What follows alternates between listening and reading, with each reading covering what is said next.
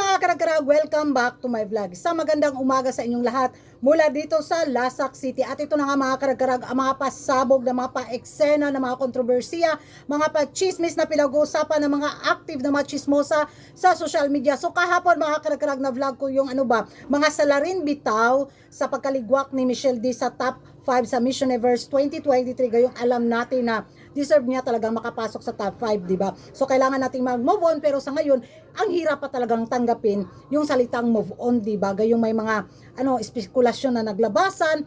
At ito na nga mga karagkarag. So yung mga salarin kahapon na vlog ko, videong naglabasan ba sa mga hurado bitaw sa Miss Universe 2023 na kung saan grabe yung pagka-plastic jud kay lami kay laparuhon o chinilas nga rambo nga nailansang ba para bitaw mahismas-masan bitaw sa kanilang pagiging orokan to Orokan of the year o ganon yung ko talaga hanas sa kanila mga karagkarag dahil sa watch this.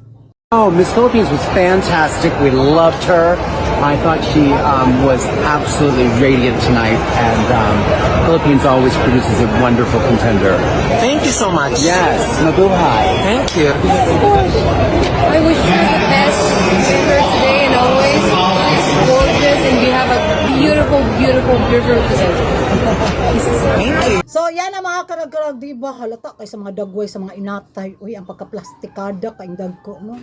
Ang mga kuan ba, ang mga dagway jud, yung mga ang ganda ni Nadia ha. Diyosa talaga yung face lock ni Nadia, pero yung ugali dai kaya pala hindi nanalo talaga sa Miss Universe crown. Buti nga sa kanya. Todo suporta pa naman talaga ako sa babaeng to nung lumaban to sa Miss Universe 2021. Siya talaga yung windrock ko ba. Buti na lang talaga si Harnas. Buti talaga hindi nalo. Well, yun nga yung kapalaran niya. Kaya yun, gumanti ang ipokritang dako. Gigil ako. Halata talaga pala sila. Ay, kaya iya lang ang buang. Hirap kasi maka-move on. Kailangan muna nating i-release to ba. So after few days, wala na, okay na tayo, kalman tayo. Pero yung sugat at yung sugat ba, ang tagal sigurong maghilom, no? Naambot lang. Tapos idagdag mo pa to si Carson. Utro po ni siyang kalami jud piktan sa dagay sa kanahan ay. Mo inikten man jud ni siya maana man jud ni siya mga karag-karag.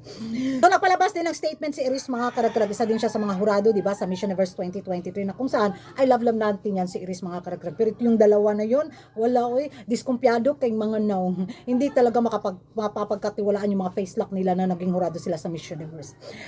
Ay, alam naman natin na mga dagway best candidate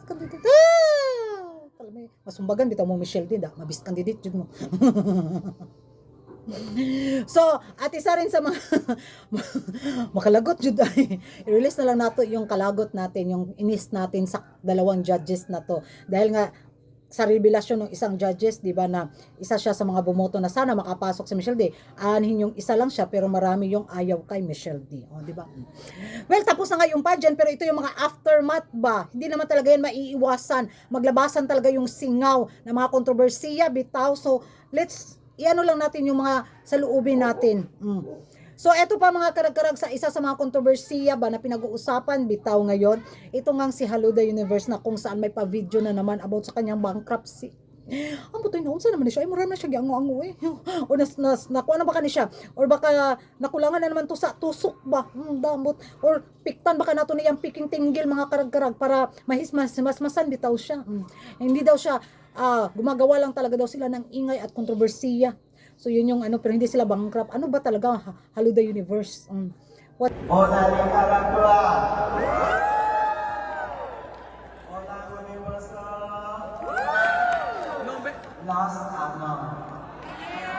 Is not bankruptcy. Wording here is business rehab. Totally different from what they say.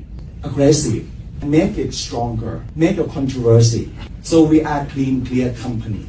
Mga karag-karag, narinig na naman ninyo ang mga pa-eksena na pasabog na revelasyon ni Haluda Universe. Ano ba talagang totoo? Hirap talaga hindi ko alam kung anong takbo ng utak ni Haluda Universe o yung mga pa-eksena niya is para lang magpapansin. Yan ang mga karag-karag ang mai-share ko sa inyong mga latest na mga pa-eksena na mga kontrobersiya sa aftermath ng Miss Universe 2023. Anong masasabi niyo sa mga plastikada, mga judge na to, mga karag-karag na may magandang pakomento kay Michelle D? At ano yung masasabi niyo na sa pa-eksena naman ni Hello the Universe na hindi naman siya bangkarote daw. So, mali daw yung pagkaintindi ba? So, mag-ingay tayo sa comment section mga karag-karag, at kung hindi ka pa nakapag-subscribe sa YouTube channel ko, don't forget to like and subscribe. Kuragan karag ang babaeng lagi nagkarag-karag, and see you in my next vlog.